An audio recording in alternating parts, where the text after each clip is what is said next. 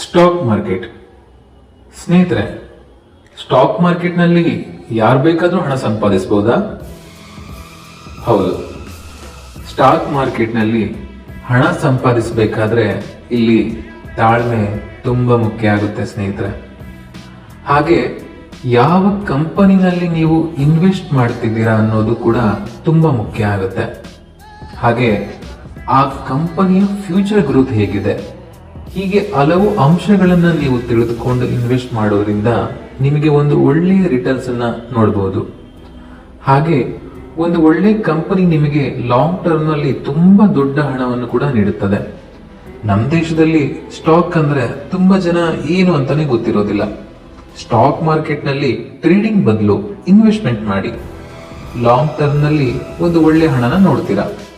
Short term ನಲ್ಲಿ ತುಂಬಾ ಏರುಪೇರು ಕಂಡ್ರು ಲಾಂಗ್ ಟರ್ಮ್ ನಲ್ಲಿ ಫಂಡಮೆಂಟಲ್ ಕಂಪನಿಗಳನ್ನ ನೀವು ಸೆಲೆಕ್ಟ್ ಮಾಡಿದ್ದೆ ಆದ್ರೆ ತುಂಬಾ ಒಂದು ಒಳ್ಳೆಯ ರಿಟರ್ನ್ಸ್ ಅನ್ನ ಕೂಡ ನಿಮಗೆ ಕೊಡುತ್ತದೆ.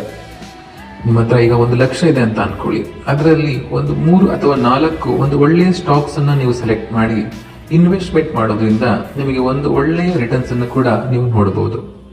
ನೀವು ಹೇಗೆ FD ನಲ್ಲಿ ಇನ್ವೆಸ್ಟ್ಮೆಂಟ್ ಮಾಡಿ ಅದನ್ನ ಪದೇ ಪದೇ ನೋಡೋದಕ್ಕೆ ಇರ್ತೀರೋ, ಅದೇ ರೀತಿ ಒಂದು ಒಳ್ಳೊಳ್ಳೆ ಸ್ಟಾಕ್ಸ್ ಗಳನ್ನ ಇನ್ವೆಸ್ಟ್ಮೆಂಟ್ ಮಾಡಿ ಒಂದು ಲಾಂಗ್ ಟರ್ಮ್ ಬಿಡೋದ್ರಿಂದ ನೀವು ಒಳ್ಳೆ ರಿಟರ್ನ್ಸ್ ಅನ್ನ ತೆಗಿಬಹುದು ಸ್ನೇಹಿತರೆ.